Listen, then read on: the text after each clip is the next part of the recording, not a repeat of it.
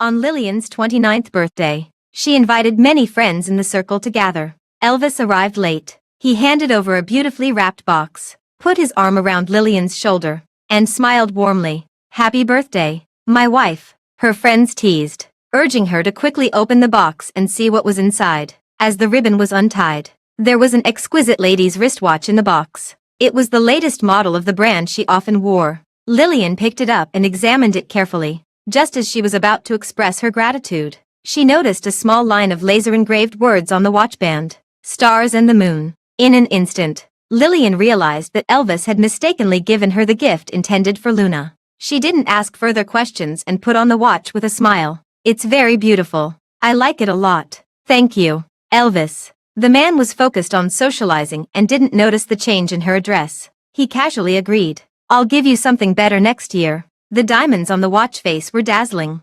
reflecting the pregnancy report that Lillian hid by her side. She had a gentle smile on her face, but her heart was filled with unwavering determination. "Elvis, there's only 1 month left between us. For us, the three of us. There won't be a next year." Each word was spoken slowly, and every word represented the fading affection. "Hello, everyone. Welcome to my channel. Subscribe us to read wonderful novels every day." Now the story begins. The group of people were noisy, and it was already early morning when it ended. Elvis was dead drunk and was helped into the car by his friend. Lillian looked at the man sitting in the passenger seat. After a moment of thought, she changed the navigation and drove in the opposite direction of home. "Where are we going? Aren't we going home?" Probably seeing that the road outside the car window wasn't the way home. Even though Elvis wasn't fully sober from the alcohol, he still asked in a daze. Lillian replied indifferently, "To the place you want to go." The car soon drove to the gate of a luxurious residence.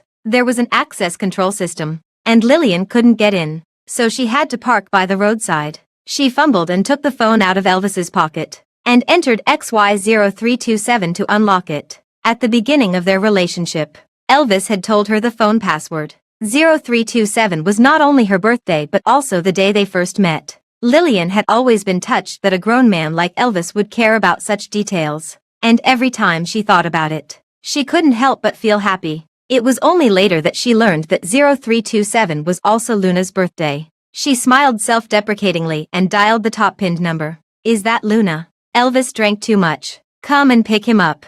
We're downstairs at your place." The female voice on the other end of the phone was clearly astonished. It took a while for her to come to her senses and agree. Looking at Elvis's sleeping face, although he was so handsome, she felt an inexplicable sense of annoyance and didn't want to look at him any longer. She pushed the car door open and got out. The weather in March hadn't warmed up yet. Lillian wrapped her coat tightly around herself. On an impulse, she took out a cigarette from her pocket and lit it, but she stopped just as she was about to bring it to her mouth. She almost forgot that she was pregnant. She smiled bitterly and extinguished the cigarette. Her thoughts drifted away, further and further. She had never felt that any spring was as cold as this year's. "Sister-in-law." The woman's voice brought her thoughts back. Lillian glanced at the woman in front of her. She was obviously in a hurry. She came downstairs in a rush, with her hair loosely tied on one side, and she was still wearing pajamas with cartoon patterns on them. Lillian thought it looked familiar. Suddenly, she remembered that there was a pair of the same pajamas in Elvis's closet.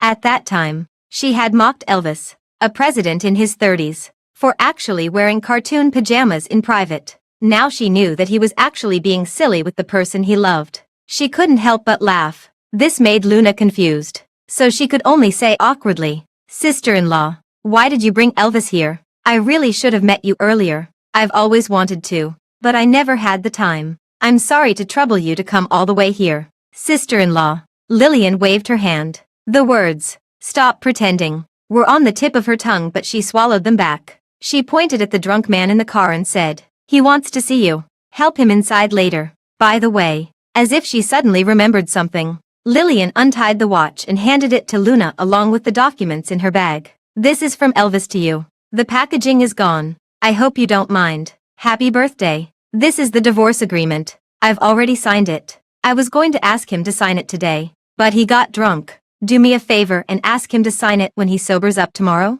After saying that, she opened the car door. The cold air rushed into the car, making Elvis shiver. When he saw the two women, he sobered up a great deal. He frowned and got out of the car. standing in front of Luna as if he was afraid that Lillian would hurt Luna. What are you going to do to Luna? Luna also shrank back behind him cooperatively, leaning against the car. Lillian watched his instinctive move to guard against her. She said calmly, I've handed the gift to Luna for you. Have a good birthday with her. I'm going back now. What are you up to this time? Elvis grabbed Lillian's hand and asked in confusion. He couldn't figure out what Lillian was planning. And she didn't go hysterical as she usually did when Luna was mentioned. Lillian gently pried his hand open, nodded at Luna, and then, just like when she came, she stepped on the gas and drove away gracefully. The two people left there stood looking at each other, speechless and at a loss. Without any longing or suspicion, Lillian slept extremely soundly that night. She was woken up by a series of phone calls. Hello, Elvis. What's the matter? Do you need me to send you your pajamas? Don't you have a spare set at Luna's place? Elvis was taken aback by her words, and his voice turned angry. Stop talking nonsense. Nothing happened between me and Luna. Don't think so dirty. Perhaps feeling guilty. His voice lowered. I didn't mean to send the wrong watch. I'll ask my secretary to send you your gift today. Oh. Lillian's voice was indifferent, and it was hard to tell her emotions. In previous years, he had always booked the gift and the restaurant early, looking forward to the day and making all kinds of excuses to decline Lillian's invitation and accompany Luna. This year, he could be with Luna openly, but he was trying his best to cover it up. Don't you have anything to ask me? Actually, I do. Lillian perked up. Did Luna give you the divorce agreement? There was a long silence on the other end of the phone. So long that Lillian thought the call had been disconnected. What divorce agreement? I don't know about it. Lillian sighed helplessly. Then come back today. Let's get a divorce. After all these years. It's really boring. I'm also tired and don't want to hold on anymore. Hearing this, Elvis lost his temper. His tone became sharp instantly, with a hint of sarcasm. Stop playing these tricks of playing hard to get. Okay. How many times do I have to tell you that Luna and I are innocent? We grew up together since we were children. If something were going to happen, it would have happened long ago. Would it be your turn? Don't think Luna is simple and kind and keep challenging our bottom line. Do you take divorce as a joke? You do this every now and then. Last time, I just went on a business trip with Luna. You couldn't get in touch with me, so you harassed my friends and asked them for Luna's contact information. Ask yourself, isn't what you did disgusting? Lillian, don't go too far. Everyone will get annoyed. He pinched the bridge of his nose. In fact, Luna had shown him the divorce agreement early in the morning. His first reaction was ridicule, and the second was embarrassment. Lillian, such a jealous woman, actually played the divorce trick in front of Luna, embarrassing him. In the end, wouldn't it be her who suffered? After all, between them, it was always Lillian who couldn't leave him. He waited arrogantly for Lillian to apologize to him. Unexpectedly, Lillian just said calmly, I see, and then hung up the phone. His words were blocked by the busy tone, and he felt annoyed for a moment. Just then, Luna handed him a cup of hot milk. He took it, and his furrowed brows relaxed. Luna, you're so considerate. Lillian curled her hair, put on lipstick, and drove the most expensive car in the garage at full speed to Elvis's company. Back then, she was so insecure that she insisted on following Elvis to the company. Elvis didn't want to see her, so he arranged a common employee position for her, and even said it was a good thing for the president's wife to start from the grassroots. The colleagues at the same level didn't dare to get too close to her, and the superiors didn't know how to assign work tasks to her. She was a unique existence in the company. Everyone stayed away from her, but she was always the topic of gossip. The other topic of gossip was Luna, because as soon as she joined the company, she was promoted to the president's special assistant by Elvis beyond the normal procedure. What a stark contrast. Lillian went all the way to the Human Resources Department and submitted her resignation. The employees knew her relationship with Elvis and secretly made an internal call to Luna, hoping that Luna would ask the president for his opinion. When Elvis heard Luna on the phone, he thought there was some work arrangement. While flipping through the documents, he asked, What's wrong? Luna, what's the matter? Luna lowered her eyes, as gentle as ever. It's nothing. Lillian left the company and went straight to the law firm. She had made an appointment with the most famous law firm in the city long ago, just to solve the divorce dispute between her and Elvis. She had long known that Elvis wouldn't agree to her divorce request easily. It wasn't because he loved her so much, but because her thoughts had always been insignificant to him. She let out a sigh. Lillian, A magnetic and charming voice sounded. Lillian looked up and saw a man in a dark suit in front of her. He was tall and had deep eyebrows and eyes. She was so distracted that she didn't even notice that this person had walked up to her. She stood up embarrassedly. Sorry. The man was taken aback and casually showed a helpless smile. His tone became gentle. Lillian, don't you recognize me? Lillian examined him carefully and then pointed at the man in front of her in surprise. George. George was a prominent figure in Lillian's high school class. His family background, appearance, and character were all top-notch, and he was almost the crush of all the girls. Except for Lillian. She had set her heart on Elvis. From high school to university and then after graduation, she had been like a tail, wholeheartedly pursuing him for a full 10 years before she could stand by his side legally. It was only now that she realized that the so-called happy ending was just self-deception. I heard that you were admitted to the best law university in the country when you graduated. I didn't expect to meet you here. Lillian's surprise was evident.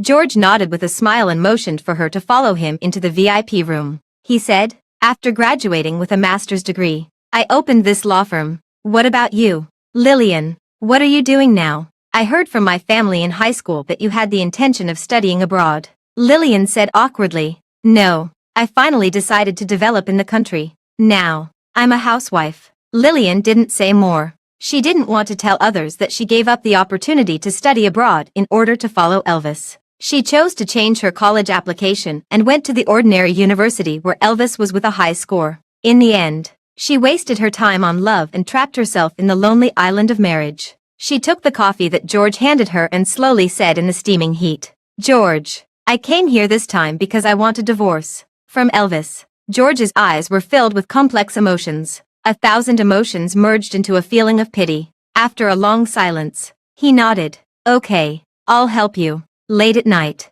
when Lillian opened the door, she saw Elvis sitting on the sofa with a gloomy face. Where have you been? Why did you come back so late? Lillian naturally changed her shoes and put down her bag. She didn't give him too many glances and said indifferently, taking care of some business. Elvis stood up unhappily and said, I have a business dinner later. I want to wear the gray shirt you bought for me. Lillian didn't even look up.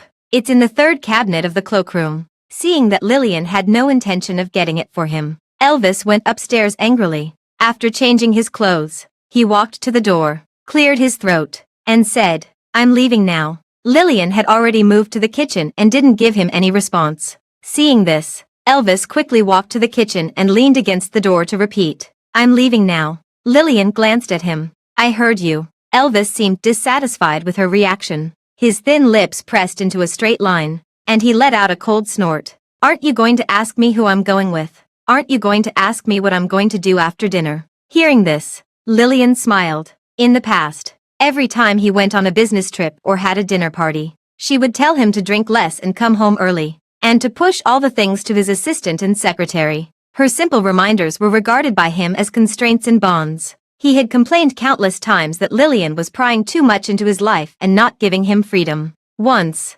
during a business dinner, he handled the whole drinking session alone. When he got home, his face was pale and he was sweating profusely. At that time, there was an unprecedented heavy snowfall. The road from the villa area to the urban area was covered with snow. The car caught fire and then broke down. She spent the whole night struggling and finally managed to send him to the hospital. Only then did she realize that there was a warm flow between her legs. On that snowy and windy night, she lost their first child. But the first thing Elvis said to her when he woke up was, Don't cause trouble for Luna. I took her there. She couldn't handle those old guys, so I had to step in. The more I drank, the less she had to drink. His eyes were filled with so much doting when he said that he didn't notice Lillian's vulnerability and frailty beside him at all. Lillian didn't tell him about the miscarriage, afraid that he would feel guilty if he knew. And indeed, he didn't notice it, because he was too busy to spare even a bit of attention for his wife. Lillian's eyes darkened, and her voice was devoid of any emotion.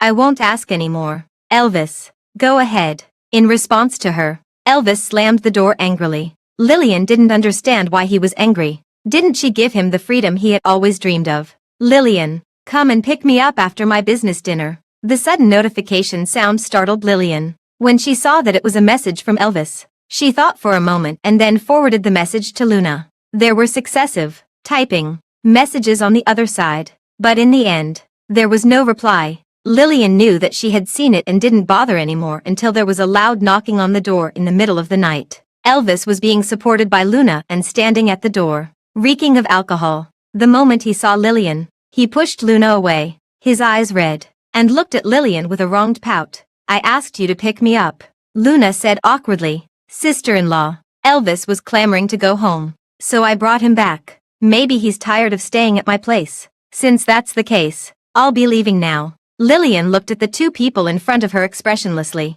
pushed Elvis back to Luna's side, and yawned. "The master bedroom is on the second floor. Don't take him upstairs. There's a guest room on the first floor. You can deal with him as you see fit." After saying that, she ignored Elvis's darkened face and trotted back to her room to sleep.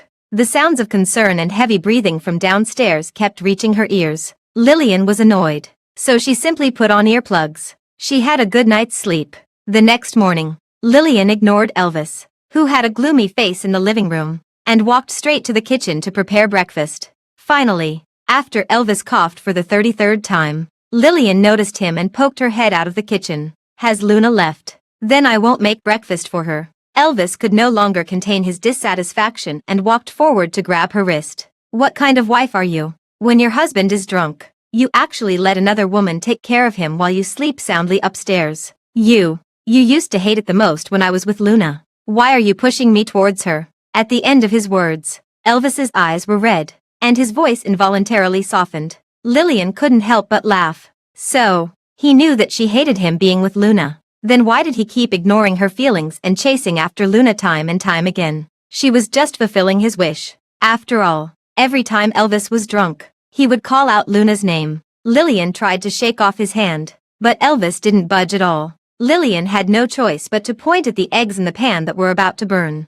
Only then did Elvis let go of her hand. Lillian turned sideways to him and stir-fried the eggs, saying the most words she had said to Elvis in these few days. "Elvis, I'm doing this for your own good. Luna is your special assistant. It's only right for her to take care of you. Besides, it was so late, and I didn't feel at ease letting her go home alone. What's more, weren't you two having a great time last night?" "What do you mean by that?" "Nothing happened between us. I was sleeping the whole time. And even if you don't trust me, you can't maliciously speculate about Luna. She's so innocent that she blushes when hearing such topics. How could she do anything to me while I was drunk?" Elvis said in disbelief. Lillian didn't argue with him and carried the breakfast out of the kitchen. In the photo sent by Luna, the man's eyes were blurred, his face was flushed, and Luna's hand was placed on the man's chest. The picture was ambiguous and hazy. They were all adults, and it was clear to anyone what was going on. Yet Luna still pretended to be innocent. After sending the photo, she added a tongue-out emoji and said coquettishly, "Sister-in-law, brotherly is so cute like this. I couldn't help but take a photo. I hope sister-in-law doesn't mind." She didn't even bother to recall the message and showed it off openly. Presumably, she was certain that even if Elvis knew about it, he wouldn't say anything to her. This was the innocent and pure Luna in his words. Thinking of Elvis's touch just now, Lillian felt disgusted, as if she had eaten a dead fly. Elvis quickly followed her, only to find that she had only prepared one serving of breakfast. "Why didn't you make my meal?" Lillian said in surprise. "You said that you don't like the food I cook and that I don't have to make it for you in the future." Elvis then remembered that before, Lillian always took the trouble to bring him food, saying that his stomach was not good and the food outside was not healthy, and that it was more reassuring to eat the food she made at home. At that time, he waved his hand and asked Luna to pour the food she brought into the trash, saying that he would rather eat in the cafeteria with Luna than eat the food she made. She was standing at the door of his office then, watching helplessly as Luna frowned and took away the carefully prepared meal and dumped it. When Luna passed by her, she sneered disdainfully and whispered tauntingly in her ear, "Sister-in-law, stop doing these thankless things. The more you try, the more distant Elvis will be from you." However, there are people who don't do anything but just stand there, and Elvis is willing to give his heart to treat her well. Don't you think it's funny? After saying that, she called Elvis to go and eat. The doting in Elvis's eyes was about to overflow, and his tone was filled with an indescribable ambiguity. Wait for me." Throughout the whole process, Elvis didn't look at Lillian even once, not even giving her a glance. Many employees saw this scene, and their inquisitive gazes were like knives stabbing into Lillian's heart. That day, she stood there blankly for a long time. Elvis was extremely embarrassed and stammered, trying to explain. Lillian interrupted him. The soup you asked Luna to pour away. I started boiling it the day before and boiled it for a full 10 hours. I learned to cook those dishes for half a month and only dared to bring them to you after making sure they didn't taste bad. The young lady who had never touched water for household chores before, who had never even cooked noodles, was willing to wash her hands and cook for him. She was splashed by the oil and burned by the pot, but she just smiled it off because all she could think of was to let the person she loved eat the food she made with her own hands. And then it was poured into the trash right in front of her. There was silence, a long silence in the air, only the faint sound of Lillian chewing her food. Lillian stood up with the plate in her hand. Elvis finally managed to break the silence, perhaps because of his guilty conscience. His voice was not loud.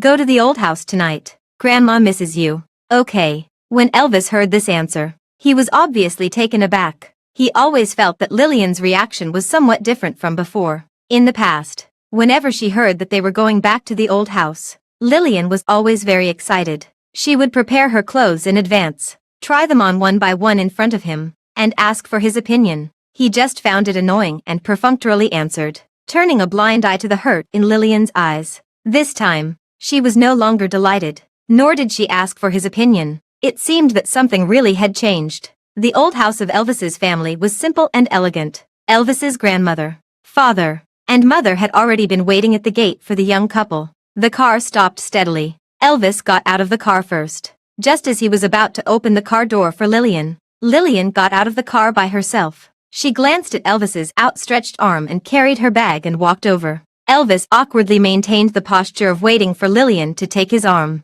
He came to his senses only when he was called by Elvis's mother. He gave Lillian a complaining look but found that she didn't even give him a glance. During the meal, Elvis's grandmother smiled and stroked Lillian's hand, saying kindly, Lillian, you and Elvis have been married for 3 years. When will you let Grandma hold her great-grandchild? Lillian didn't say anything, but Elvis became interested and smiled confidently. Grandma, this year. For sure this year. The two of them stayed in the old house, lying on the same bed as Elvis. Lillian was obviously a bit uncomfortable. During this period, she had gotten used to sleeping alone and couldn't fall asleep no matter how she tossed and turned. In the dark, Elvis's hand slowly reached towards Lillian's waist. The sudden warm touch on her skin startled Lillian, and she immediately sat up. Elvis hugged her from behind, his tone tender. Wife, let's not disappoint Grandma. Okay. Lillian pushed him away. Elvis still wanted to move forward and kiss her. When their eyes met, he saw the coldness in Lillian's eyes. He froze for a moment. Lillian pulled the quilt over and forced a smile, saying, Elvis, we're at Grandma's house now, so I won't go to the guest room. I'm tired and just want to have a good sleep. I don't want to do anything else. The two of them lay back to back, with a distance between them all the time. Wife, since when did you stop calling me husband and start calling me by my name? In response to him was Lillian's light and even breathing. Elvis's grandmother wanted to keep Lillian for another night, but Lillian said that she had an appointment and couldn't break it. So she left Elvis's old house with Elvis. Elvis held the steering wheel with one hand and asked casually, Didn't you just gather with them on your birthday a few days ago? Why are you gathering again? Lillian closed her eyes and rested, replying indifferently, Other people. Who? An old classmate. Lillian smelled the strong perfume smell in the car. She frowned and complained that the smell was too pungent. Just as she was about to throw it away, she saw the obvious star and moon logo on it. She shrugged and put the air freshener back in its place. This action caught Elvis's attention. He said, If it smells bad, just throw it away, and picked up the air freshener. He also saw the star and moon logo.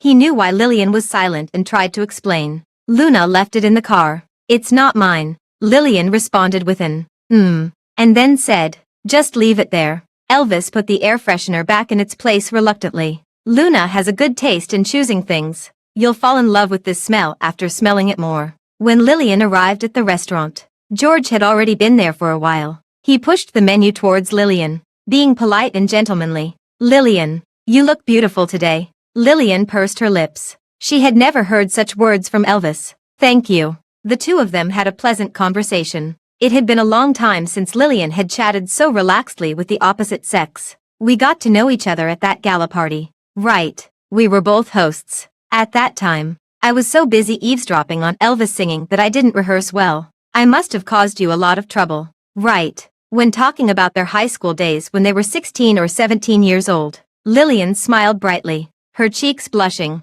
and her eyes curved. George was momentarily stunned.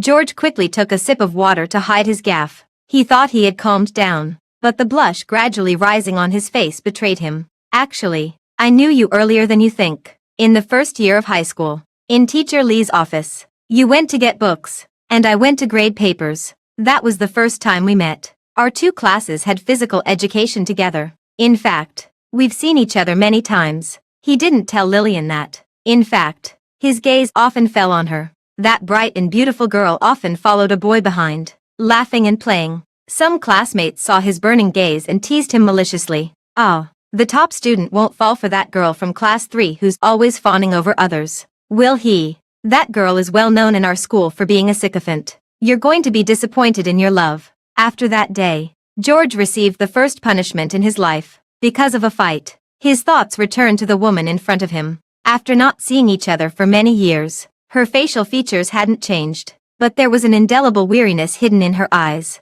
George knew that it was that man who had failed her and dimmed her light. His hand holding the water cup involuntarily tightened. When Lillian heard his words, she was taken aback. At that time, I set my heart on Elvis. But it's okay. I've come to my senses now. By the way, how's the progress? In a month. You'll be free in a month. Even if he doesn't agree, you can file for a divorce through litigation. It was almost the same as the date she had expected. Lillian nodded in satisfaction. Lillian, I wish you freedom. I wish you will soon regain your true self. They had a pleasant meal. It was already late at night when George drove Lillian home. The car stopped, and George took the initiative to help Lillian unbuckle her seatbelt. When Lillian thanked him and was about to get out of the car, he finally couldn't hold back and revealed his true feelings. Lillian, it may not be appropriate to say this now, but I cherish our reunion so much. I had this ring made in Switzerland. At that time, everyone said that you would go to Switzerland to study abroad. I even wondered if I would run into you on some street. Unfortunately, that didn't happen. In fact, I've been thinking about you for the past 10-odd years. But you got married, and I couldn't disturb you. So I could only bury all my feelings in my heart. I'm very happy to see you again.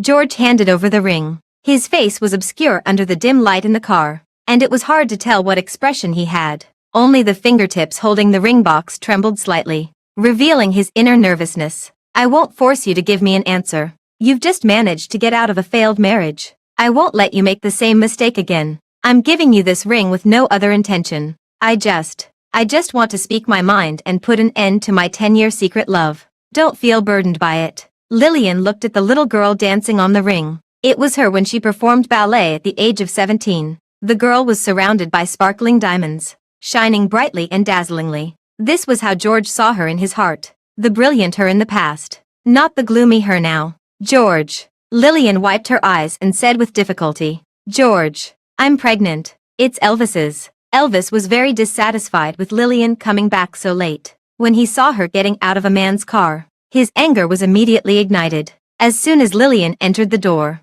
she was bombarded with a series of questions from him. Why did you get out of a man's car? Who is he? Did you go out today to have a date with him? Lillian, what do you mean? Can't I satisfy you? Lillian was confused and looked at him in bewilderment. I've already told you that it was just to catch up with an old classmate. Why are you getting so worked up about it? Who's worked up? I'm not worked up at all. Lillian, you're a married woman. Is it reasonable for you to be out having a catch-up with a member of the opposite sex this late? Do you even know what the word discretion means? Do you want me to write it down for you? Lillian replied seriously. After thinking for a moment, she added, Elvis, actually, I wasn't used to you being with Luna every night from the start. But now I've gotten used to it. And you will too. By the way, aren't you going to see her tonight? Elvis was like a powder keg, ready to explode at the slightest provocation. What would I go to see her for? Lillian, how many times do I have to tell you that my relationship with Luna is as pure as it can be? We're just good friends who are closer than siblings. Don't project your filthy thoughts onto us. Lillian pursed her lips. The intimacy between them was something that siblings couldn't have and good friends couldn't either. But by using a different label, he was trying to make those actions seem reasonable. She remembered the first time she caught them together. Luna was walking down the street arm in arm with Elvis,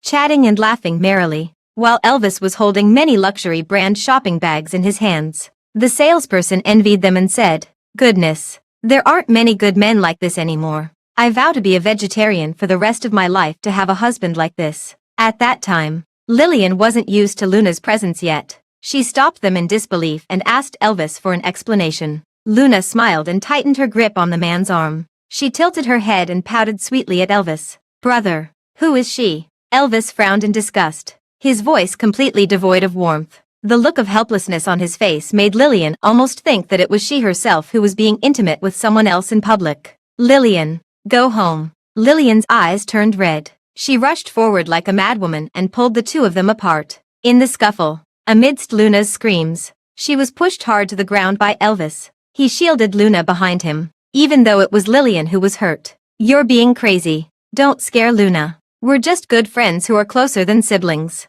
Can't you be more magnanimous?" Some people had already picked up their phones to record this rare gossip moment, perhaps worried about losing face. Elvis quickly pulled Luna away. There was a triumphant glint in Luna's eyes, and she mouthed to Lillian, "So pitiful." Lillian's long hair covered her profile. In an instant, it was as if all her strength had been drained from her, and she couldn't get up. Her knee was scratched and bleeding, and her heart was bleeding too. Now, she threw that sentence back at Elvis. "We're just good friends who are closer than siblings too. You're being unreasonable." The boomerang hit Elvis, and he could only hide his embarrassment with anger. He picked up his clothes and walked out of the room quickly, looking extremely angry. Spring came slowly, and the city finally welcomed a bit of warmth. However, Lillian and Elvis fell into a cold war. In the past few years, they had never had a cold war before. Whenever Elvis showed signs of being unhappy, Lillian would take the initiative to apologize, take the blame, and do everything she could to make him happy, even though it was never her fault. Lillian was really idle these days. She had already started learning how to make baby clothes from online videos. A friend called and asked if she had quarreled with Elvis recently, saying that she had seen a strange woman in Elvis's Instagram moments and told Lillian to be on guard. She agreed and scrolled through the moments. Sure enough, she saw Elvis's post. He was someone who loved documenting his life. He wasn't the kind of boring man who rarely posted on moments. He had posted pictures of cats and dogs, taken photos of flowers and plants, and when in the mood, he would briefly record his feelings in words. However, among all those moments, there wasn't even a trace of Lillian. On the day they got their marriage certificate, Lillian was in high spirits, editing pictures, adjusting filters, and creating a 9-square grid post. She sent it to him, hoping that he would also post on moments to announce the good news. What did he say then? Oh, he only said a few words. "Childish. I don't want to post it." Now, he could naturally post a photo of another woman's smiling face with the caption, "The moon is shining." Lillian scrolled down, and Luna's moments also came into view. She was more subtle than Elvis but far bolder at the same time. She just posted a photo of the shadows of the two of them. The two figures, one tall and one short, were staggered, and the hands at both ends were tightly holding each other. She wrote, "Stars and the moon, you and me, a perfect match, never to be separated." Lillian walked to the window and looked up. In the distant night sky, the stars and the moon were indeed accompanying each other. She liked their posts and then opened the chat window with Elvis. After deleting and rephrasing the words several times, it became a simple sentence. "Elvis, are you there?" When Elvis saw the message, he sat up abruptly, which startled Luna. Luna asked tentatively, "Is sister-in-law giving in to you?" "That's great. I told you our moments posts would definitely work. No married woman would want to see her husband post something like that. And sister-in-law is no exception. You two will make up soon." Upon hearing this, Elvis wore a triumphant expression, as if he had already firmly got the upper hand over Lillian. He just waited for her apology message to arrive so that he could go home and lecture her with good reason. But in the next second, a new message popped up. "Did you block Grandma, Mom, and Dad? Grandma has a weak heart. You'd better not let her see these. Remember to check. Have a good time." Elvis gritted his teeth in anger and smashed his phone. A rush of pent-up anger welled up in his chest, neither subsiding nor dissipating. Feeling extremely sad, he decided to ignore Lillian completely. Lillian thought that it was actually quite fine to not see or think about each other and just count down the days until they separated. Anyway, she had already gotten used to living without Elvis. She lived an uneventful life alone, but that seemingly ordinary morning became a lingering nightmare for Lillian for the rest of her life. She couldn't remember what she had been doing before losing consciousness. Was she still making baby clothes? Or was she choosing a gift for Elvis's grandma? Or was she browsing the scenery of Switzerland online? She couldn't remember. All she remembered was that when she came to her senses, a tearing pain shot through her lower body. The pain was so intense that she curled up, spasming and shaking uncontrollably. Before the excruciating pain spread to all her nerves, she used up her last bit of strength to dial the emergency contact number. Elvis. Her painful and dry gasps drowned out the busy tone for more than 10 seconds. When the call was connected, a soft and delicate female voice came from the other end. Sister-in-law, Elvis is busy. In an instant, it was as if something had collapsed. She immediately lost all her strength, and the world in front of her eyes turned dark and pitch black. When Elvis heard the incoming call, he held his phone and smiled stupidly. He thought that Lillian had finally swallowed her pride and was trying to placate him. However, he still wanted to give her a show of power as punishment for the Cold War. So he handed the phone to Luna. He was certain that given Lillian's personality, she would definitely call again. He planned to answer the call nonchalantly after she called a few more times and accept her apology. But he never received a second call. When she opened her eyes, all Lillian saw was white. She realized that she was in the hospital. She got up in a panic and groped around, tears streaming down uncontrollably. Where's the baby? Where's my baby? George held her hand and gently pulled her into his arms, feeling the wetness on his shoulder. His voice also became a bit choked up. Lillian, the baby's fetal heartbeat has stopped. The person in his arms stopped crying abruptly. Her body stiffened, and she slowly went limp. Lillian's eyes gradually dimmed. She mechanically stroked her belly and murmured blankly, "Baby, don't leave me, baby." There were only half a month left, and she would have been able to leave Elvis, go abroad with the baby, and focus on the pregnancy in peace, completely away from all the entanglements. She had been longing for the baby to be born, to grow up, to hear the baby call her Mom, for the first time, and to collect the baby's first lost milk tooth. She had been looking forward to participating in every important moment of the baby's life, gazing at him and loving him for a long time as a mother. But now, there was only one left instead of two. The hearts that were connected now had only one heart left. She asked George weakly, "Why?" George held her and kept stroking her head, his voice full of pity. "The last miscarriage took a toll on your body. This pregnancy was never going to be viable. It was already a miracle that the baby developed a fetal heartbeat and accompanied you for 3 months. Lillian, the nurse just gave you some medicine. You'll have the surgery in an hour." The ward was silent, and Lillian's tears flowed violently but soundlessly. The nurse wheeled her to the operating room. It was a Monday working day, and there were always a lot of people. The nurse directed the pedestrians to make way. Lillian turned her head to the side, with tears still on her face. In the crowd coming and going, she suddenly saw a familiar figure. Elvis was holding Luna's hand, waiting outside the obstetrics and gynecology clinic. She didn't know what Elvis had said, but Luna blushed shyly, covered her face, and giggled. She playfully slapped the man beside her. They looked just like a loving couple in the throes of passion. George covered her eyes. "Lillian, don't look." The anesthetic seeped into her limbs and body, taking effect slowly. The operating room was so close to the clinic, just separated by a wall. She was inside suffering the pain of losing her child, while he was outside flirting with someone else. Countless memories flooded her mind, and she had never been so clear-headed as she was at that moment. She remembered the first time she met Elvis. The young man was full of spirit, standing in front of her and saying dashingly, "You little hoodlums, aren't you ashamed of bullying a girl? If you've got the guts, come at me." Then he really got beaten up badly, but he still played the hero in front of Lillian, rubbing his bruised eyes and saying that he would always look out for her. She remembered Elvis's shock and surprise when he found out that they were going to the same university. He grabbed her hand and sternly told her to change her college application back, saying that she couldn't delay her future just to be with him. She remembered the year when he finally accepted her confession. The spring was so warm, much warmer than this year. He said, "Lillian, since I've promised you, I'll treat you well for the rest of my life." She also remembered the first time she heard the name, Luna, and how Elvis had looked dazed and flustered. She remembered Elvis's unconscious murmurs when he was drunk,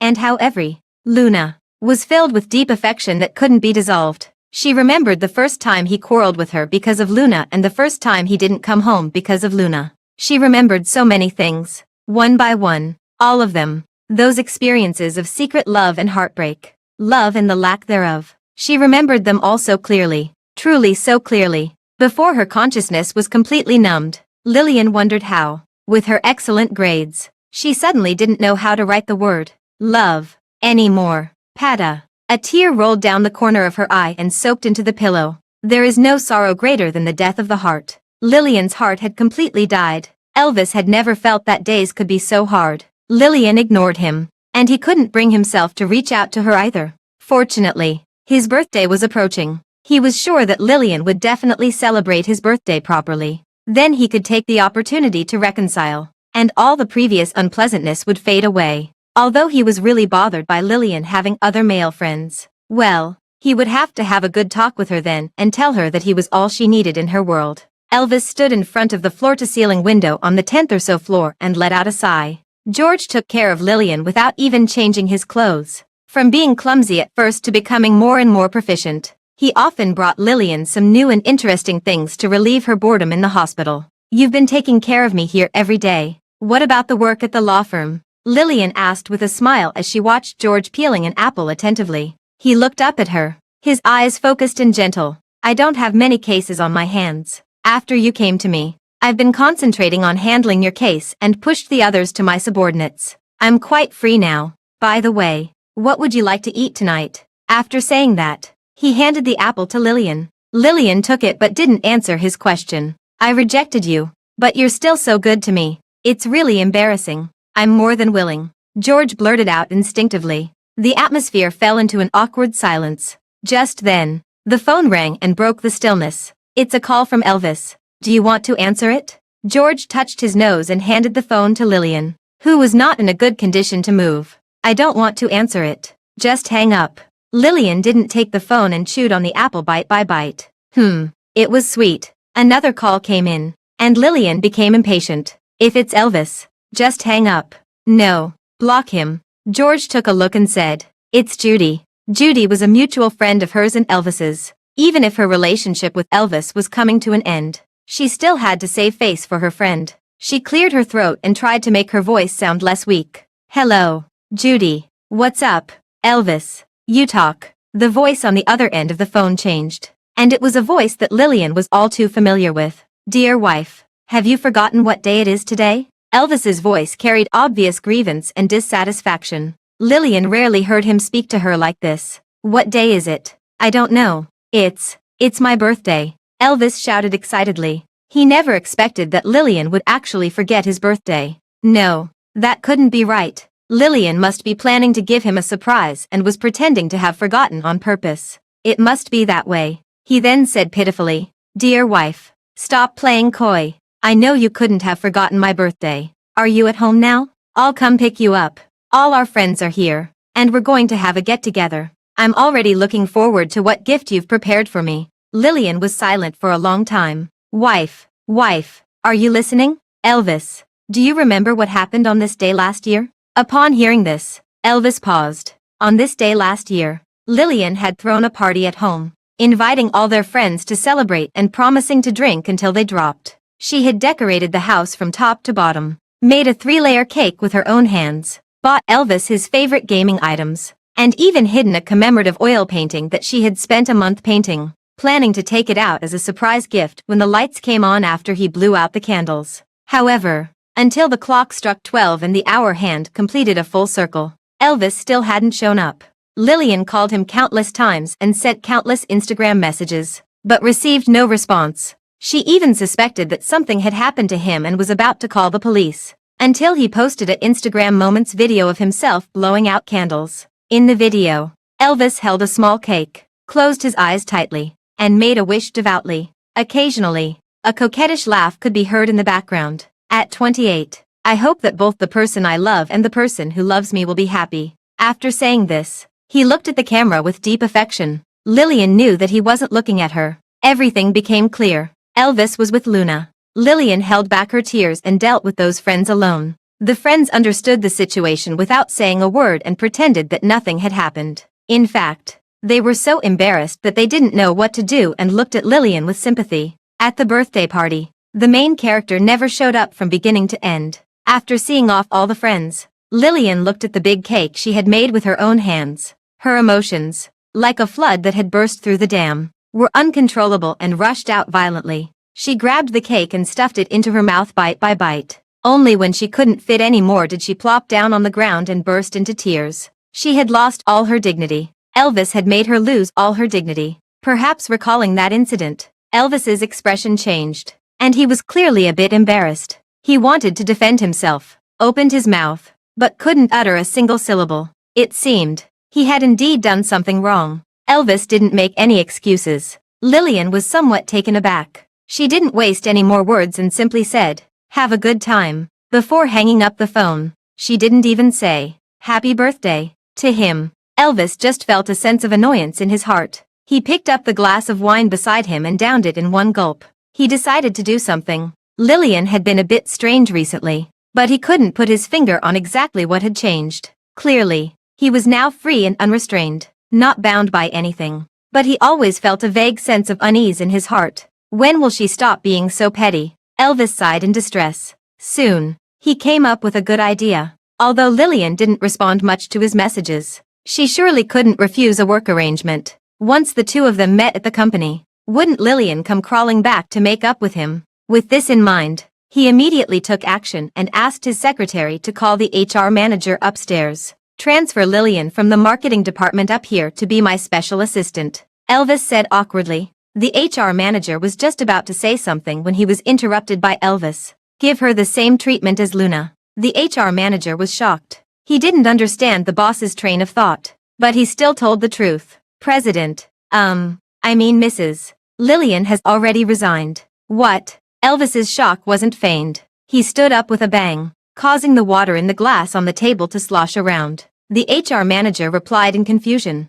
"President, I called you on the internal line the day Lillian resigned. Didn't you know? It was 3 weeks ago." Elvis thought carefully and confirmed that he hadn't received the message. His eyes darkened, as if thinking of something. He waved his hand to dismiss the HR manager. "Wait a minute. Call Luna here." Luna was wearing a gentle light blue professional suit today. She swayed gracefully and walked up to Elvis with a smile on her face. Noticing that Elvis looked unhappy, she quickly asked, "Elvis, what's wrong?" Elvis stood up and took a step closer, getting as close as he could. His warm breath fanned across Luna's face, making Luna blush shyly. The next second, he opened his mouth, and the words he said made Luna freeze instantly, feeling as if she had fallen into an ice cave. "Luna, did you know that Lillian has resigned?" "George, how many days are left?" Lillian looked out the window at the greenery, in a good mood. George looked at his phone and replied, "You can be discharged from the hospital tomorrow." "I meant, how many days are left until the divorce from Elvis?" George smiled sheepishly and then answered seriously, 3 days. Elvis ran home like crazy. He no longer cared about his so-called dignity. He just wanted to see Lillian right now. Luna admitted that she hadn't told Elvis about Lillian's resignation. She thought that Lillian was insignificant to him, and her resignation was naturally a minor matter that didn't need to be specifically told to him. Elvis was furious and pushed Luna away, his voice icy cold. "Who gave you the right to make decisions on your own? Who said she's insignificant to me?" But he still couldn't bear to say a harsh word to Luna. She was so innocent and kind, and it was forgivable for her to make mistakes occasionally. He shouldn't have been so angry with her, or he might scare her. Thinking of this, Elvis's tone softened again. "You go and attend to your own business. I'm going home." He pushed the door open, gasping for breath. The familiar smell of home wafted over, but he didn't see Lillian anywhere. He searched the living room, the kitchen, the master bedroom, all the places where Lillian used to stay. "Wife, wife." Elvis called out for her both upstairs and downstairs but received no response. He went back to the master bedroom and accidentally saw the calendar that Lillian had placed on the bedside table. The date 3 days later was circled with a red pen, and 2 small characters were written beside it. "New beginning." Elvis panicked. He couldn't explain what Lillian had done. Looking up, on the huge wedding photo hanging on the wall, Lillian was smiling sweetly at him. That wedding photo was taken only after Lillian begged him for 3 whole days to spare the time to accompany her. He suddenly had a premonition. He was going to lose Lillian. Elvis still managed to find Lillian. He even asked his grandmother to call Lillian, and only then did Lillian reveal that she was in the hospital. When he rushed to the hospital in a hurry, George happened to go out to buy food. Lillian was alone. leaning against the bed and staring blankly at the tree outside the window. She seemed to have lost weight after not seeing her for many days. Lillian heard the noise and looked towards the door. Elvis was panting, and the sweat had dampened the bangs on his forehead. A look of guilt appeared on his fair face. "Wife, I'm sorry, I'm late." Lillian didn't understand what kind of hero's return drama he was playing and didn't reply. "Wife, what's wrong with you?" Elvis sat down by the bedside. He reached out his hand, wanting to hug Lillian, but Lillian turned her head away, politely and distantly refusing him. "It was just a minor cold. I didn't take it seriously, and it turned into pneumonia. It's nothing serious. I'll be discharged from the hospital tomorrow. Please tell Grandma not to worry." A look of hurt flashed in Elvis's eyes, and he asked hesitantly, "Wife, why did you quit working at Elvis Corporation? What's so special about the day 3 days later? And why did you mark it specifically?" He paused but still didn't ask the question. "Do you still love me?" After the day of the miscarriage, Lillian had imagined many times how she would react if she saw Elvis again. Would she still cry? Would she still be angry? However, when he was really standing in front of her, she found that her heart didn't stir at all. She had never been so calm. She didn't plan to tell Elvis the whole story. Facing him, she was too tired, so tired that it took effort to say even one more word. So, she made up an excuse. "I didn't want to work anymore. It wasn't interesting, so I quit." 3 days later. "I mistook your birthday for 3 days later. My memory is getting worse and worse now. I'm sorry." Elvis let out a sigh of relief and felt at ease. He didn't notice the flaws in Lillian's words. What a clumsy excuse. She cared about him so much that how could she have mistaken his birthday? Lillian could even recite that string of numbers backwards. But he was too confident. He was certain that Lillian loved him, so she couldn't possibly lie to him. With his doubts cleared up, Elvis was especially relaxed. He held Lillian's hand and said pitifully, "Wife, when you've recovered, let's have a child. Whether it's a boy or a girl, I'll love it. It would be even better if we could have a girl who looks like you." These words touched the deepest wound in Lillian's heart. It had been so hard for her to bury the pain of losing the baby in her heart. But now Elvis had dug it up and was rubbing salt in the wound. She coldly shook off his hand. Elvis didn't know what had made Lillian unhappy. He still wanted to reach out and touch her, but Lillian lay back on the bed before he could, turned over, and faced away from him. "Elvis, you should go. I want to rest." Elvis heard the hint of dismissal in her words and said firmly, "I'm your husband, and it's my duty to take care of you. I'm not leaving tonight. I'll stay here with you." Lillian didn't say anything until Elvis received a phone call and his expression began to show indecision. Lillian noticed his hesitation and said calmly, "If you have something to do, go ahead and take care of it. I have a nurse here." Hearing this, Elvis left in a hurry, promising repeatedly that he would come to see her again tomorrow. Lillian heard Elvis's hurried footsteps gradually fading away. She sat up and turned off the screen of her phone. Before the phone screen went dark, it was on the Instagram chat page between Lillian and Luna. In the green chat box, Lillian's messages were full of determination. "Luna, Elvis came to see me. Find an excuse to call him away. We're getting divorced soon. I won't stand between you two anymore. Seize the opportunity. Good luck." Luna pretended to be ill and called Elvis away. Between the two of them, he once again chose his moon, without hesitation. After Elvis left, George pushed the door open and entered. "You saw Elvis." "I saw Elvis." The two spoke simultaneously, saying the same words. George lowered his eyes. He had heard the entire conversation clearly from outside the door. He didn't come in, not because he didn't have the courage to face Lillian's husband, but because he couldn't let Lillian be wrongly accused of any unfounded rumors during her marriage. He loved her and respected her, so he wanted to do everything he could to shield her from the wind and rain. "I want to go to Switzerland. Once I've taken care of all this, I'll leave and fulfill the dream that I couldn't achieve when I was young." "George, thank you for taking care of me. I don't know how to repay you, so I'll double the lawyer's fee for you." Inadvertently, a happy expression appeared on Lillian's face.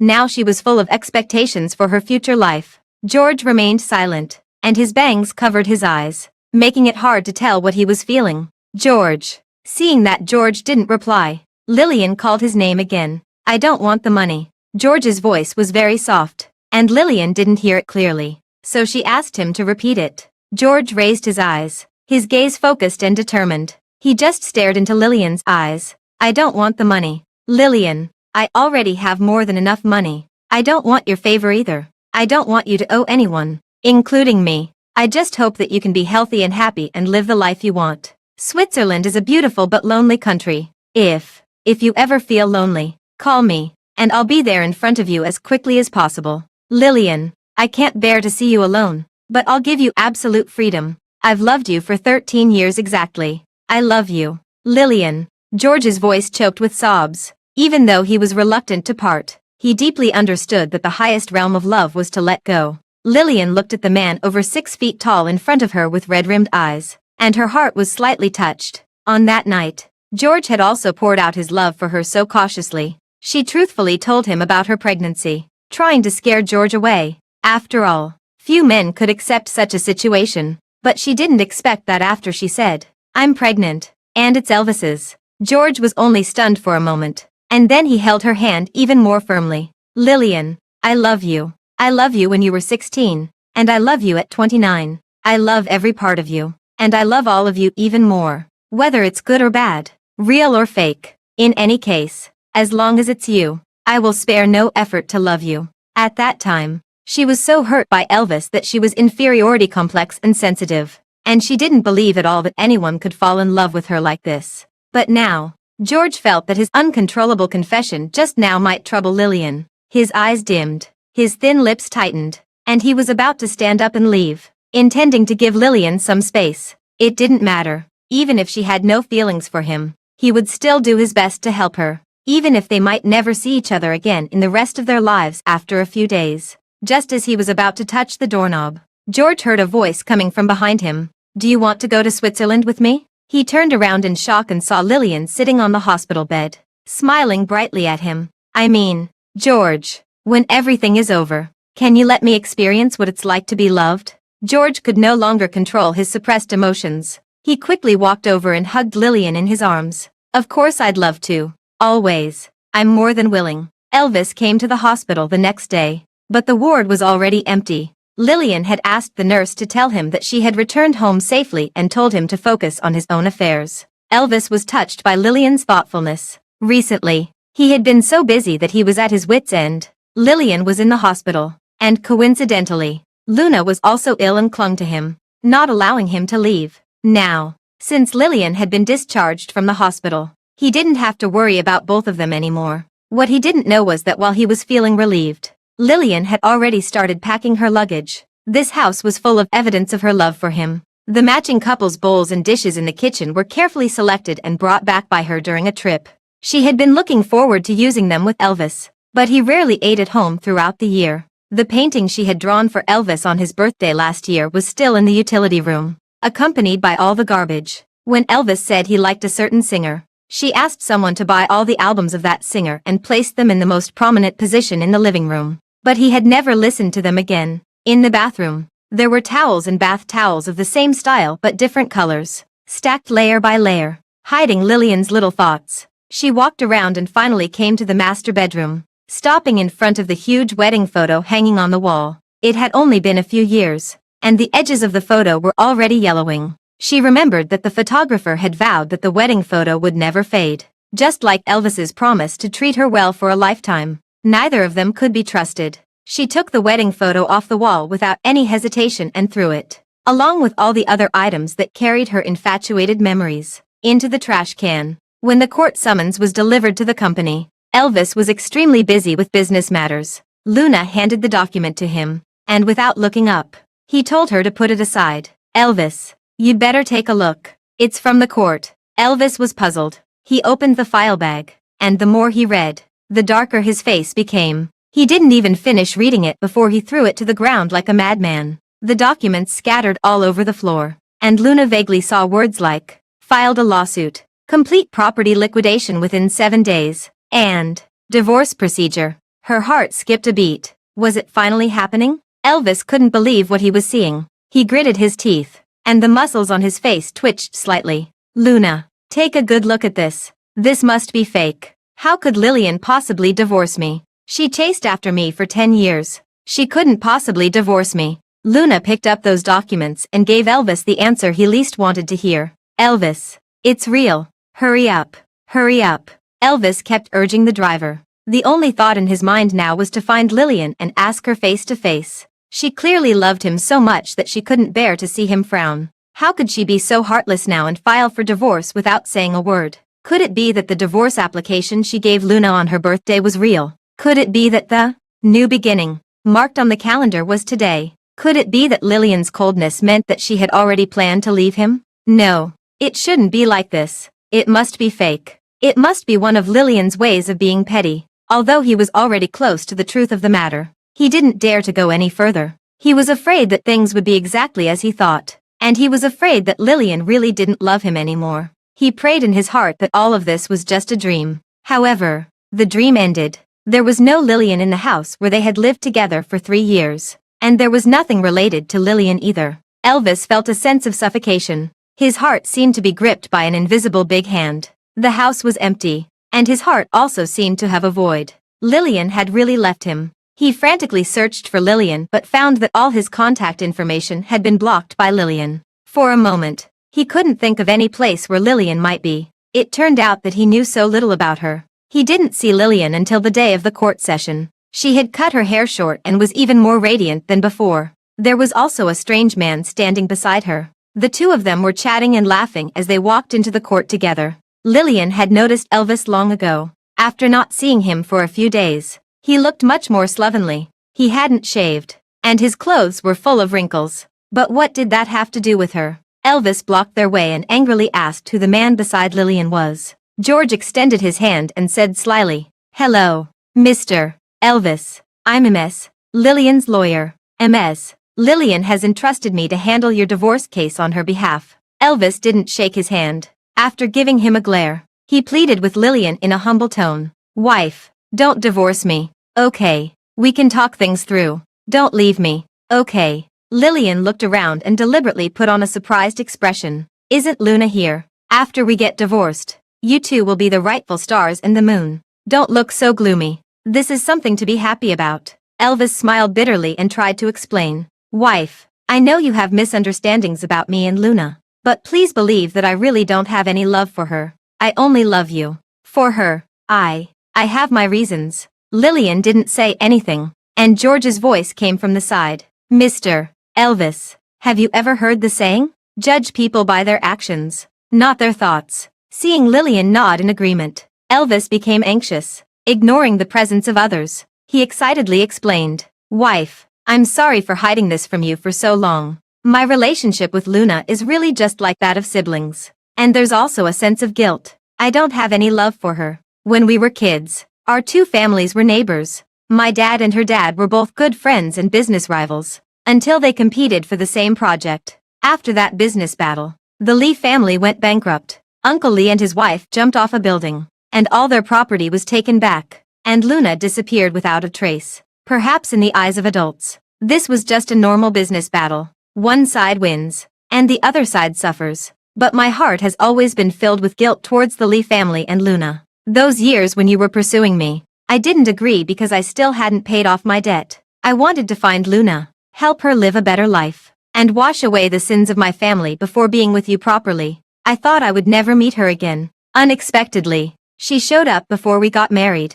Every time I saw her pure eyes, I felt so guilty that I couldn't bear it. I gave her a job and took on the responsibility of an older brother, helping her and taking care of her. I know that I might have ignored your feelings during the process of making up for her, but that wasn't my intention. Please believe me, wife, from beginning to end, I've only loved you. As long as I can find a good match for her, everything will be over. It's just a little bit short. I didn't expect that because of Luna. We would come to this point. If I had known it would end up like this, I definitely wouldn't have. Wife, I've told you all the secrets that I've kept in my heart. Please forgive me. Let's get back together. I'll break up with Luna completely. I promise she won't appear in our lives again. I promise. Wife, I really was wrong. The decisive and capable president of Elvis Corporation, at the entrance of the bustling court, recounted his mistakes and cried as pitifully as a child. Lillian thought that perhaps in the past, if she had heard these words, she would have been very happy. Happy about Elvis's confession. Happy about Elvis's love declaration, and happy that her feelings hadn't been wasted. At the same time, she would definitely have felt very guilty. Guilty that she had misunderstood Elvis, and guilty that she hadn't accompanied Elvis to face everything together. Instead, she had left him alone to atone for his sins. But now, she had already experienced a kind of death. She was no longer the Lillian who had Elvis in her heart and eyes. She no longer cared whether Elvis's love and sincerity were truly for her. After 10 years of wasted time, his hardships were also difficult, but they were far from as bitter as her pain of losing 2 children and the person she used to be. Lillian patted Elvis on the shoulder, and her voice was completely calm. Elvis, the court session is about to start. Let's go in. The property division was very fair, and the court process went quickly. Elvis was in a daze, staring blankly at Lillian, who was sitting together with George. The whole world seemed to have a black and white filter on, and in the double-speed lens, only Lillian was alive and moving. The noisy sounds around him couldn't reach his ears. Only Lillian's voice was so clear. She said, "Sign the papers." Elvis, under Lillian's cold gaze, he signed the papers as if possessed. When the last stroke was written, they were no longer legally husband and wife. When Elvis looked up again, his face was wet with tears. He dejectedly went to the Civil Affairs Bureau with Lillian. At the entrance, newlywed couples were happily cooperating with the photographer to take photos. It was obvious that the boys weren't used to taking photos. Their bodies were stiff, and their expressions were unnatural, but they were trying their best to cooperate with the girls. When the two of them looked at each other, their eyes were filled with uncontrollable love. He remembered the day they got their marriage certificate. There was a problem with the house that Luna had rented. He was in a bad mood and decisively refused when Lillian suggested taking a selfie. He left Lillian alone, wearing a white wedding veil, to leave awkwardly under the curious gazes of onlookers. He seemed to realize how hurtful he had been in the past. He wanted to say sorry to Lillian. "Sorry. My coldness extinguished all your enthusiasm." Lillian didn't give him a chance to speak and dragged him to register for the divorce. The feelings he had when he came to the Civil Affairs Bureau twice were completely different. This time, Elvis only felt a heart-wrenching pain. The moment the staff stamped the official seal, he even wanted to step forward and stop it, as if this way they wouldn't be separated. The moment he received the divorce certificate, Lillian smiled. It was the most sincere smile she had had in a month. "Let's part on good terms, Elvis." Elvis had a hunch that this might be the last time he heard her call his name. He stopped Lillian and pleaded, "Wife, no. Lillian, please take me out of the blacklist. I'm begging you." Lillian opened her mouth, a little surprised by Elvis's request, but she still generously took him out of the blacklist in front of him. They no longer had any relationship, so what did it matter whether he was blacklisted or not? Part on good terms. After saying these words, Elvis only felt a sour taste, spreading from the tip of his tongue to his heart. Lillian walked out of the Civil Affairs Bureau. The sky was cloudless and the sun was shining brightly today, just like her mood, carefree and relaxed. Surprise! George appeared holding a large bouquet of Floyd roses. He peeked out from behind the flowers, making Lillian both surprised and delighted. She gave him a reproachful look and took the roses. "Lillian, I wish you a new beginning." Lillian nodded with a smile and let George solemnly take her hand. His big hand enveloped hers, giving her an indescribable sense of security. When they came to the car, what greeted their eyes was an even larger bouquet of flowers. 999 roses, huge and dazzling. George waved his hand in front of her stunned eyes, looking proud, like a puppy wagging its tail and waiting for its master's praise. He said, "Lillian, I read online that a relationship should start with a bouquet of flowers. I've never been in a relationship before, so I can only believe these love Bibles on the internet. The bouquet in your arms means that I wish you a new beginning. And this bouquet means..." George paused, and his tone was unwavering. "It means that I wish you happiness." The pink and bubbly atmosphere was interrupted by an uninvited guest. Elvis walked over quickly and loudly asked what they were doing. George stood in front of Lillian, his face calm, but his tone was incredibly cold. "Mr. Elvis, since you're already divorced, why are you still pestering her?" As soon as Elvis walked out of the Civil Affairs Bureau, he saw the two of them. He remembered the man beside Lillian, who was her attorney. He followed them all the way to the garage. When he saw those flowers, he couldn't hold it in anymore. This guy was clearly pursuing Lillian.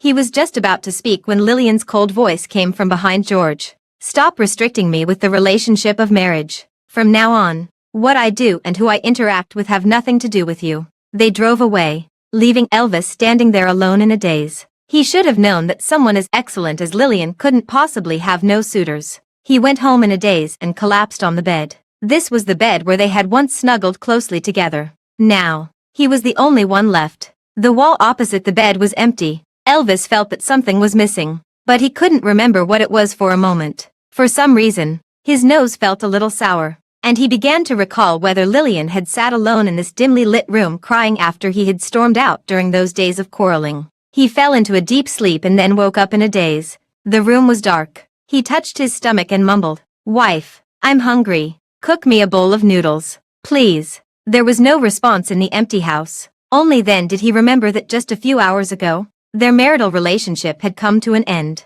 "She's gone," as he murmured to himself. Luna called. She must have heard about their divorce and called specifically to comfort Elvis. The voice that he usually regarded as the sound of nature now, for no apparent reason, made him feel annoyed. Elvis said coldly, "Luna, let's keep our distance from now on." Luna exclaimed in disbelief and tried to explain, but she found that Elvis had already hung up the phone. Sitting in the empty house, Elvis felt as if he was about to be drowned by the overwhelming loneliness. It was so quiet tonight. There was no Lillian beside him laughing heartily while watching variety shows. There was no Lillian dragging him to play games. There was no Lillian being moved to tears by soap operas. He deeply regretted it. He regretted complaining that the sound of Lillian watching variety shows was too loud and chasing her out of the room to watch. He regretted mocking that Lillian was just a burden when she played games. He regretted scolding Lillian for getting the bed sheets dirty with her tears. He turned on the TV, and it automatically switched to the channel that Lillian often watched. A group of people were laughing and acting crazy, performing a show that he couldn't understand. He just sat in front of the TV like that for the whole night. It seemed that Lillian had taken a lot of things away. He started to be unable to find his tie, the clothes he wanted to wear, daily consumables. The refrigerator was empty, and even the stomach medicine he often took was gone. He knew that those things were actually still at home. Lillian had no reason to take them away. He couldn't find them for a while just because he never had to worry about those things before. Lillian had always prepared everything in his life for him in advance. He hated himself for being so useless and cursed himself. Couldn't he live without Lillian? But in the next moment, he broke down. Lillian had once stood there, holding up a dress and smilingly asking him which one looked better. His heart ached sharply. Well, he admitted that he really couldn't live without Lillian. Luna apologized to him cautiously, saying that it was all her fault that led to their divorce. Elvis turned his back to her and looked out at the bustling city with the lights just coming on through the floor-to-ceiling window.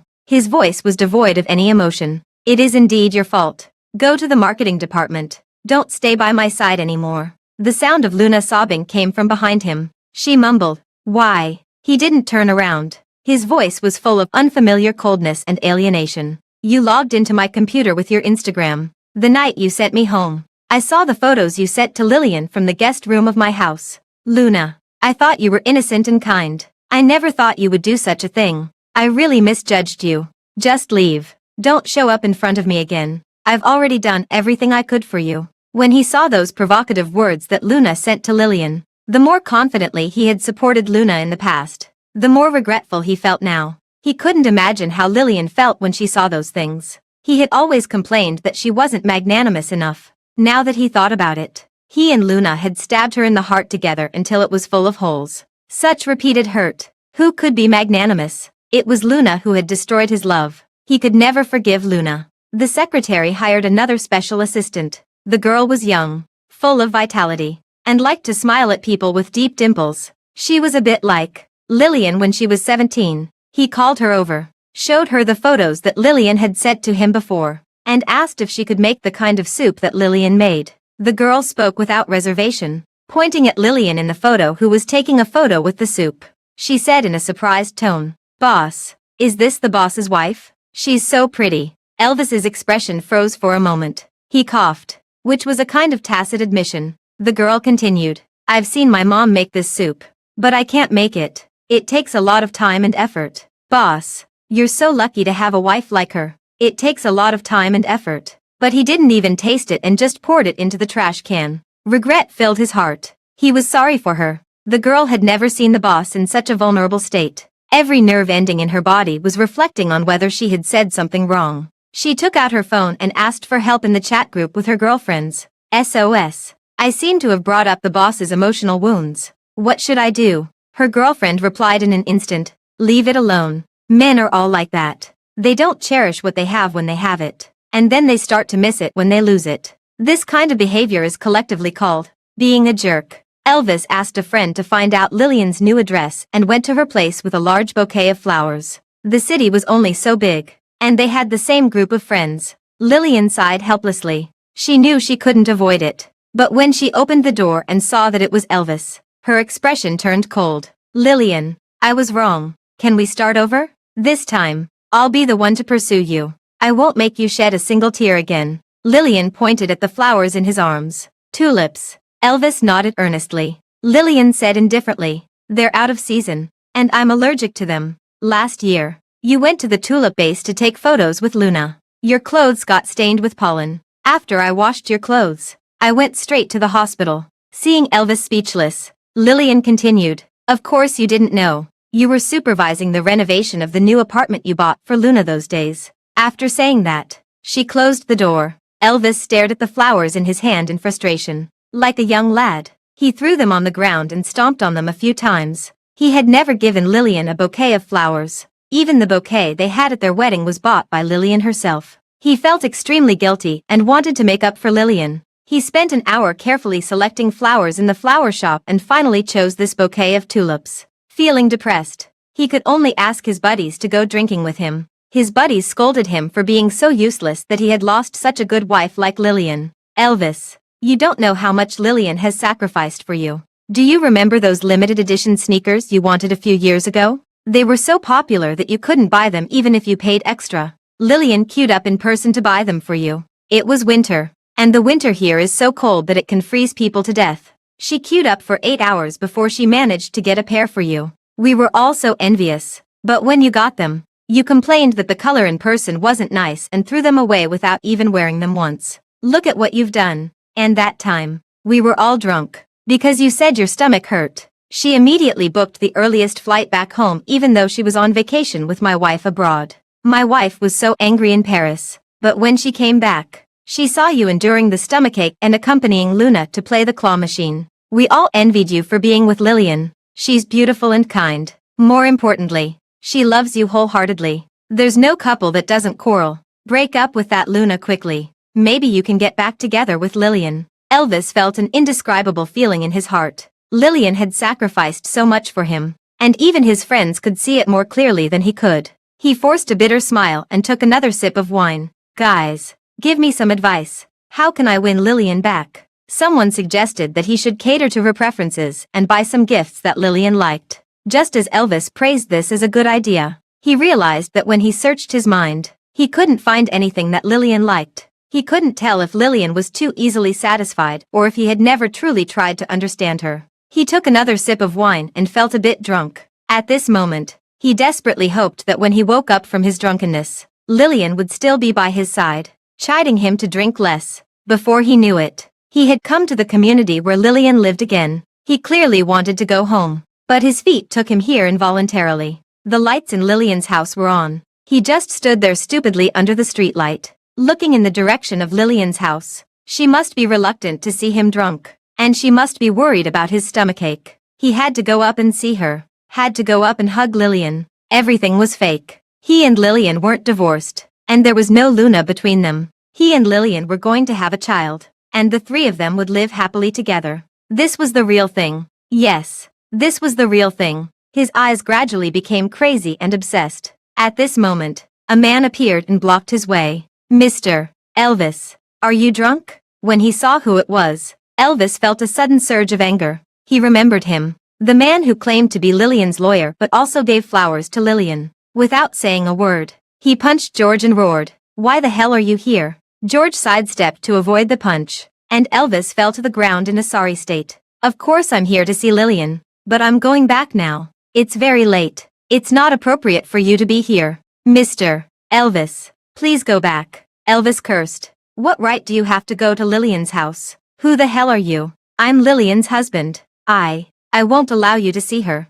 George corrected him. "Ex-husband. You're Lillian's ex-husband." "Mr. Elvis." He pulled Elvis up, maintaining his usual graceful demeanor. "I'm in a relationship with Lillian. I like her. So I'm sorry." After saying that, He took out a tissue and gently wiped the hand that had come into contact with Elvis. Then, he attacked Elvis's face with that hand. Lillian didn't expect Luna to come to her. The woman in front of her was clearly more haggard than before. The foundation couldn't cover the dark circles under her eyes. The pride in her eyes was gone, and she forced herself to speak. Lillian, I didn't expect you to actually get divorced. Lillian didn't really hate this woman. The breakdown of every marriage was indeed related to a third party, but the greater reason often lay in the man's lack of self-control and moral deficiency. Of course, being ambiguous with a married man and blurring the boundaries between them under the guise of being close friends. She wasn't a good person either. Lillian took a sip of coffee and nodded, indicating for her to continue. Divorce was the right choice. A marriage certificate can't bind a man's heart. Elvis doesn't love you anymore. You've realized that, right? Lillian sized her up.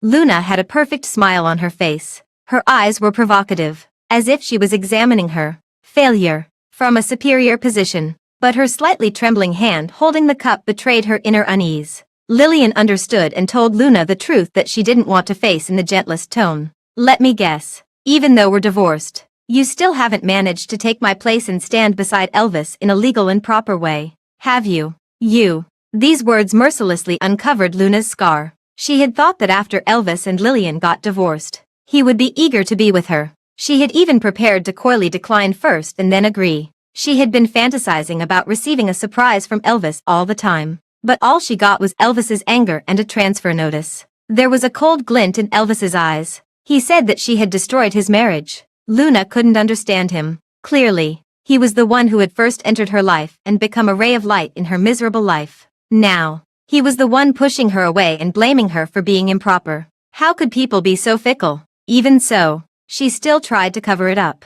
Lillian, a woman who isn't loved is so pitiful. During all those days and nights when you were alone in the empty house, Elvis was always by my side. I asked him if he didn't need to consider your feelings. Guess what he said? He said no need. It doesn't matter. Lillian, your marriage was a joke from beginning to end. The only reason he was with you was out of pity for you. Lillian saw through her thoughts. She stared into her eyes with a profound look and said leisurely, if calling me pitiful and pathetic makes you feel better, you can say whatever you want. I don't mind. However, your show-off is just an attempt to save face. If you had really obtained the happiness you wanted, you wouldn't have the time to seek a sense of superiority from me. Rather than trying to fill your restless heart by provoking me, it's better to take action and tie him firmly by your side. Luna, I've even given up my position for you. Don't let me down. After saying that, she looked at Luna deeply again. The playful look in her eyes made Luna feel uncomfortable. I'll give you a gift on your wedding day. Lillian put down the cup and smiled politely at Luna. The coffee is delicious. I have another appointment. Excuse me. Luna was in a daze, savoring Lillian's words. After a while, the fighting spirit burned in her eyes again. She was determined to win Elvis. After dealing with Luna in the morning, Lillian received a call from Elvis in the afternoon. Lillian rubbed her forehead. In terms of being annoying, the two of them really matched each other. George saw her helplessness and rubbed her hair. What's the matter? After a long time, hearing Lillian's voice again, Elvis felt a bit sad. He carefully uttered one word after another from his throat. Are you free this weekend? His voice seemed a bit hoarser than before. Just as Lillian was about to refuse, she heard him continue. Lillian, Grandma is ill. She wants to see you. Can you come to the hospital with me? Seeing Lillian's silence, Elvis smiled bitterly. If not, it's okay. Everyone had tacitly kept the news of their divorce from Elvis's grandma. Grandma was old and had a weak heart. She always thought of her grandson and granddaughter-in-law. If she knew that they were divorced, it would be like taking her life. Lillian had never had grandparents when she was a child. She had felt the family love that she had never experienced before from Elvis's grandma. She didn't want her to be sad, so she agreed. Okay. The moment she saw Elvis's grandma, Lillian's eyes couldn't help but feel sour. She had lost a lot of weight, and the hospital gown hung loosely on her. Even though she tried her best to maintain a kind smile, she couldn't hide her sickly appearance. Grandma, Elvis responded with a smile and motioned for them to sit down quickly. Why did you come? You're so busy with work. You don't have to come see me. When people get old, they're bound to have some illnesses. Grandma doesn't want to trouble you. As she spoke, she coughed, and it took her 2 minutes to finish a sentence. Lillian felt bad, and Elvis felt even worse. Grandma Elvis had a lot to say to them, and the two of them listened attentively. Elvis looked at Lillian sitting beside him. She was just like before, looking into the other person's eyes seriously when listening to them speak. She was so serene and beautiful. Elvis was in a trance, as if he had returned to the past. On ordinary days, the family members would gather together to chat. Grandma was talking, and Lillian was listening. It was warm and harmonious. He stared blankly for a while, and without realizing it, he reached out his hand to touch Lillian's face. This was his Lillian, his wife, the person who had chased after him for 13 whole years. Cough. Grandma coughed softly, bringing Elvis back to his senses. She teased, "I'm already an old woman. Don't show your affection in front of me. Elvis, you go out first. I have something to say to Lillian." Elvis came to his senses, stammered a dry laugh, and went out the door. The moment he closed the door, he squatted on the ground, hugged his head, closed his eyes, and fell into endless regret. "Grandma, what do you want to talk to me about?"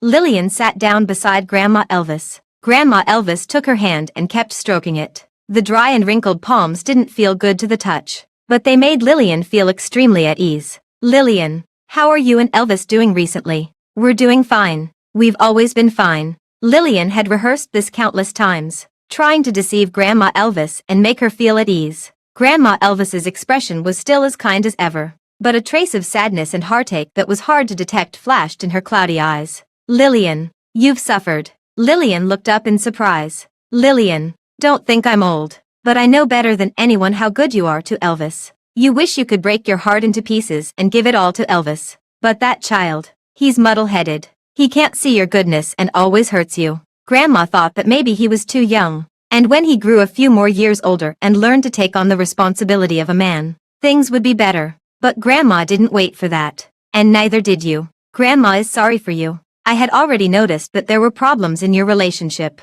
I was also being selfish when I tried to hold you back from pursuing your own path by asking you to have a child. Lillian, don't be trapped in the bitter fruit of love. Elvis doesn't deserve your sincere love. Leave him. Don't worry about Grandma. Grandma hopes for your happiness more than anyone else. Lillian, remember, you have to be happy." Lillian nodded with a choke in her throat. "Grandma, I've met someone who treats me very well. He tolerates me, respects me, and accepts everything about me. He's a person with stable emotions and a rich spiritual world. He can empathize with my sensitivity and vulnerability, and he can also capture my happiness and pride. I thought my heart was closed and could never be opened again until I met him. Grandma, I'm very happy now. Really." At the end, a drop of warmth fell on Lillian's hand. She couldn't tell if it was Grandma Elvis's tear or her own. The moonlight was dappled, and the two of them walked side by side under the trees at the entrance of the hospital. Grandma Elvis had fallen asleep. Elvis didn't know what she had said to Lillian, and neither of them mentioned it. He deliberately walked very slowly, as if this way he could stay by Lillian's side for a little longer. As they were about to reach the main entrance, Elvis knew that if he didn't say something, he wouldn't have another chance. That man named George must be waiting at the door. He stopped in his tracks, and Lillian turned to look at him in confusion. The moonlight shone on his shoulders. He lowered his head. His eyelashes fluttered slightly, and there were bruises on his face. An unprecedented sadness was deeply written on his face. "Lillian, is there really no chance for us?" The two of them looked at each other, and the air seemed to freeze. In Elvis's expectant eyes, Lillian silently shook her head. The answer was obvious. A huge wave of sadness swept over Elvis. He forced himself to hold on and said the last sentence with a tremble. "I'm going to marry Luna." Lillian was stunned for a moment and thought for a while. "I'll give you a gift on your wedding day." Elvis never expected that things would turn out like this. Luna threw the pregnancy test report on the table, looking as if she was ready to fight to the death. She ignored Elvis's disgusted gaze, crossed her arms, and said triumphantly, "Elvis, I'm pregnant, and it's yours. Are you kidding me?" Elvis picked up the report in disbelief and flipped through it. More and more cold sweat broke out on his forehead. He pretended to be calm and said, "How can you prove that the child is mine? We've never had a relationship."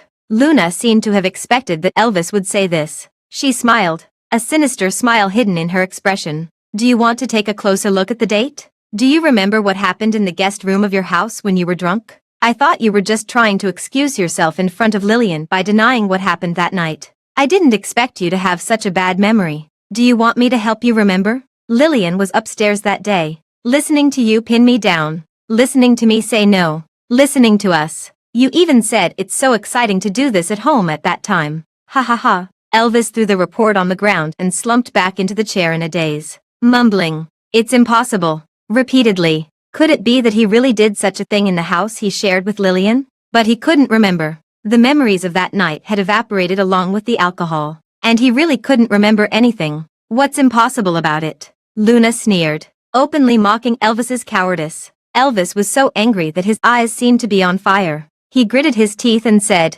"Abort it." Luna covered her stomach and took a step back, saying vigilantly, "Abort the child. You're dreaming. Since I dared to come here, I've definitely left myself some backup plans. You don't want your sick grandma to know about this and get stimulated, do you? You don't want these scandals to affect the stock price of Elvis Corporation, do you? You don't want Lillian to hate you even more, do you? I'm telling you, if this child is gone, you'll regret it." Elvis had never thought that the woman in front of him could be so detestable. She had a poisonous smile on her face, pushing him to the brink. "What exactly do you want?" "Marry me," Luna answered simply. "I want you to marry me and give me half of your shares. Change the names of the house and the car to mine." She smiled wickedly and continued, "Don't think I'm being greedy. This is what you deserve. Who asked you not to live a good life with Lillian and instead come to provoke me?" Elvis completely broke down. Overnight, the Luna who was like an angel in his heart had turned into a devil,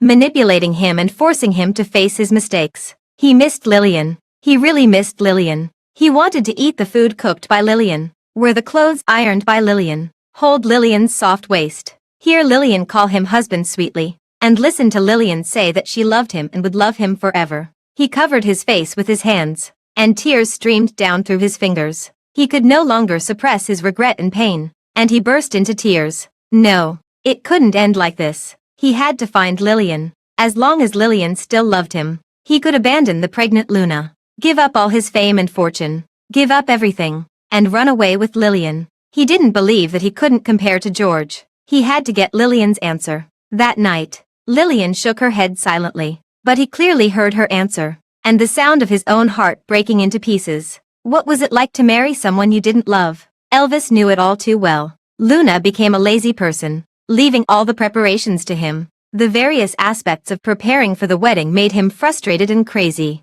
Luna was picky and never satisfied. He was angry and shouted that they might as well not get married. Luna was scared and finally hired a wedding planning company to handle everything. When he married Lillian, she didn't let Elvis worry about anything. From top to bottom, from the wedding banquet to the wedding candies, Lillian took care of everything by herself. Elvis was like a model just going through the motions. He participated in his first wedding without putting in any effort and without any sense of participation. He became even more regretful that he had been immersed in the joy of meeting Luna and had ignored Lillian's feelings again and again. Luna was too spoiled. Now that she had Elvis in her grasp, she stopped pretending and revealed her true temper. She was inherently restless. She wanted to buy this and that, squandering the wealth of the Elvis family. At the same time, she looked down on Elvis's actions, complaining that he didn't care about her or love her. She often sneered at him, saying that it was no wonder Lillian left him. Elvis was wary of her pregnancy and didn't dare to do anything.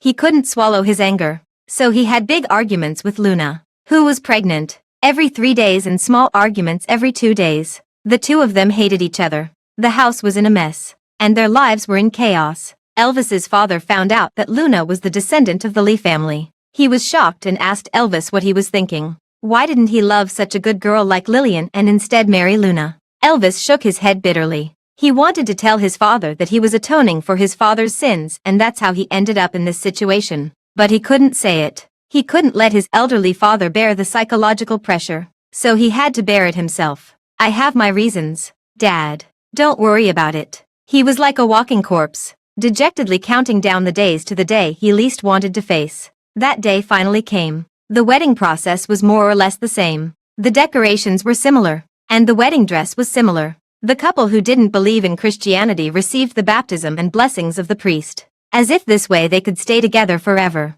Elvis stood stiffly in his wedding attire facing Luna. After the MC finished his lines, he urged them to kiss quickly. The guests clapped and cheered. Elvis became even more nervous, his hands tightly twisting the hem of his clothes. He wished so much that the person in front of him was Lillian. Then he could lean down and kiss his princess with confidence. But the reality was so cruel. The person in front of him was Luna, who was already impatient. As time passed, the guests also realized that something was wrong. The atmosphere at the scene was strange and awkward. The MC broke the awkwardness. Someone backstage gave him 2 things and asked him to give them to the newlyweds. Thinking of using this to break the awkwardness, he cleared his throat and said in a loud and enthusiastic voice, "The bride and groom, there is someone very important to you who has sent you 2 gifts. She wishes you a happy wedding and eternal togetherness. Next, I will give these 2 gifts to you. May you walk together with her blessings." Elvis vaguely remembered that Lillian said she would give him a gift on his wedding day. He snatched the envelope from the MC's hand. The nervousness and anxiety almost made it impossible for him to breathe. He knew that Lillian couldn't forget him. This gift must be an invitation from Lillian. She had changed her mind, and she still loved him. He opened the envelope, and 2 medical records fell into his palm. They were abortion surgery records. The name was Lillian. Suddenly, he was struck as if by lightning. His mind went blank, his body became cold, and a chill rose from the bottom of his heart. Lillian and he had had 2 children, and both of them had left without exception, once in that winter and once in this spring. The sadness spread from his heart to every part of his body. It was as if there was a big hole in his heart, and the cold wind was blowing in. He was so cold that his teeth were chattering and his whole body was shaking. He covered his face with his hands and fell to his knees weakly. He thought that on the day Lillian lost their first child, she must have been much colder than he was now. Tears soaked the paper, blurring the handwritten letter between the medical records. Elvis tremblingly took it out with his hands. There was only a short line of words, in Lillian's handwriting. "On April 13th, when our second child stopped developing, you and I were only separated by a wall." Elvis desperately searched his memory. April 13th, the hospital. He looked at the letter in disbelief. That day he was there, accompanying Luna for a medical examination. Boom. Something hit his internal organs. In an instant, he was completely defeated. Elvis stumbled out of the wedding venue, leaving Luna stamping her feet in anger on the stage. She snatched the gift from the MC's hand and opened it angrily. She wanted to see what tricks Lillian was playing. Her expression became more and more strange. A few minutes later, she also ran out of the auditorium trembling. Everyone was stunned. The bride and groom had run away. So was the wedding going to continue or not? Elvis's eyes were wild, and he laughed and cried at the same time. He was on the verge of collapse and was about to lose his mind at any moment. He ran to Lillian's doorstep and banged on the door desperately. But there was no response. The neighbor across the door couldn't stand the disturbance and opened the door, saying, "What are you doing here? The young couple has emigrated. They just left today. Leave quickly, or I'll call the police." What young couple? The male lawyer and his girlfriend. Elvis couldn't believe what he heard. He stepped forward and grabbed the neighbor's collar, gesturing wildly. "Is the girl this tall?" "No, this tall. She's fair-skinned and has short hair. Is that right? Please tell me, is that right?" The neighbor nodded in fear. Goodness, what kind of people did that young couple know? Where on earth did this crazy person come from? Elvis rushed to the airport as fast as he could.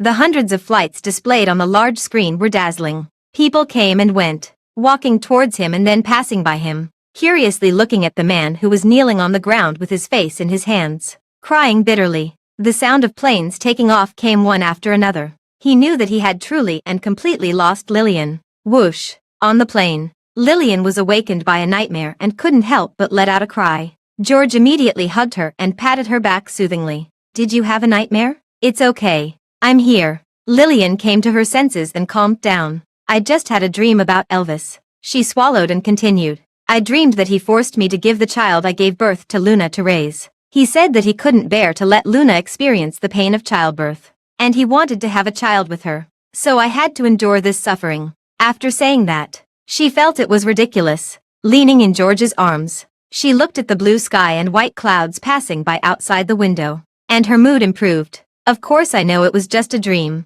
Guess what? I went up and slapped Elvis, and then told him, 'I think you're the one who's dreaming.'" Lillian added, "Now everything is over. I'm sure they've received the gift I sent. From now on, all the entanglements are like the clouds that just passed by us. They've now been left far behind us and will eventually disappear." The day after she divorced Elvis, she began to prepare to apply for a school in Switzerland and handle the immigration procedures. This city was full of her painful memories. She was tired of it and wanted to live in a new city, with a new person. Their gazes met, and Lillian saw herself in George's eyes. She composed herself and said to George seriously and attentively the words that she had wanted to say for a long time. "George, thank you."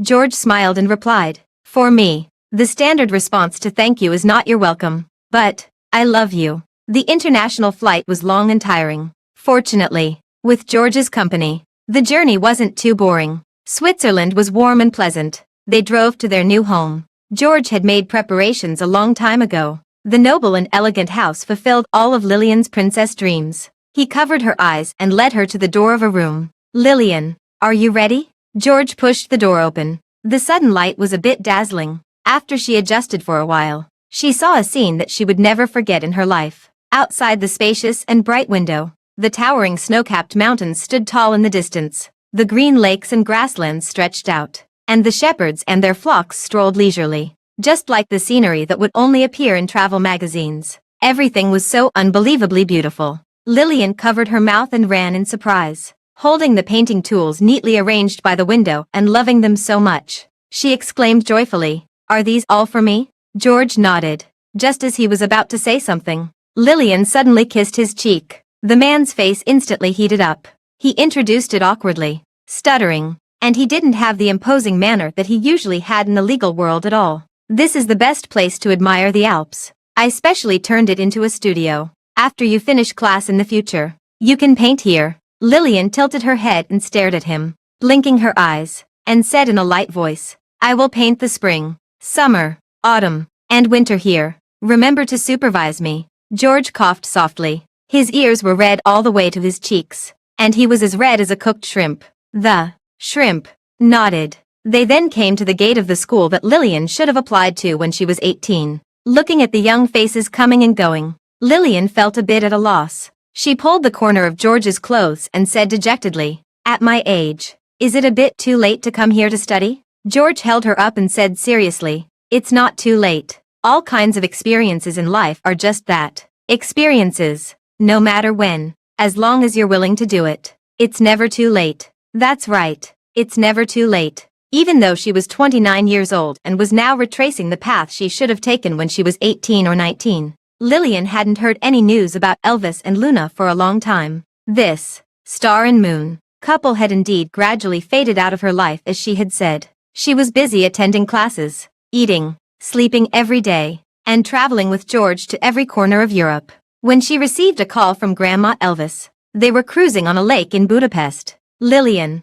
after you left, the family fell apart, and everything is gone. Grandma feels that she doesn't have many days left. I want to leave all my inheritance to you while I still can. The Elvis family is sorry for you, and this is the only thing I can do for you." Lillian sensed that something was wrong and immediately booked the nearest flight back home. But she still didn't make it in time for Grandma Elvis's funeral. Elvis's father, and Elvis's mother didn't show up. A distant nephew of the Elvis family took care of everything. From his words, Lillian pieced together the whole story. The gift that Luna received was the complete recording of Elvis's conversation with Lillian at the entrance of the court that day. When she learned that the Elvis family was the one who had caused her family to be ruined, her mind went blank. She had actually stayed by the side of the murderer who had caused her father's death for 4 years, and she had naively dreamed of spending the rest of her life with him. A surge of anger welled up in her heart, and a complete plan emerged. After Lillian left, Elvis was completely devastated and in a trance. He locked himself in his room and refused to go out, crying every day while looking at Lillian's paintings. That painting was found by him after he frantically searched through all the trash cans in the villa area. Luna took over all the affairs of the company. On a sunny afternoon, she sent Elvis to court. A company at the level of Elvis Corporation had more or less some shady dealings. Luna had been a special assistant before and was familiar with those dark transactions.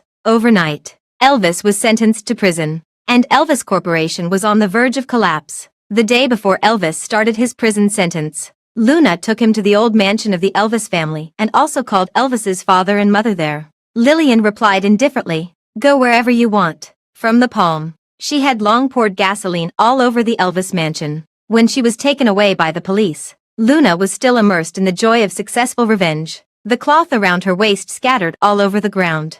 The smile on her face became more and more crazy, and after her emotions reached a certain tipping point, she broke down and cried, "Elvis, I wasn't actually pregnant with your child at all. You're so stupid. Mom and Dad, I avenged you." The rest of her life would be spent in prison, and in the Elvis family, no one survived. Elvis held that painting until his death, muttering, "Lillian, I miss you so much." Grandma Elvis learned this news in the hospital. She was so sad that she had a convulsion, holding on to her last breath. She called Lillian. Then, she passed away forever. Lillian put down the condolence flowers. Her face was hidden under the black hat, and it was impossible to tell what she was feeling. 10 years of chasing, 3 years of marriage, 2 children, 3 deaths and 1 injury. Time keeps moving forward. At the graduation ceremony, Lillian spoke as a representative of the outstanding graduates. Standing in the center of the auditorium, Lillian took the microphone. She didn't prepare a speech in advance and spoke from the heart. At 18,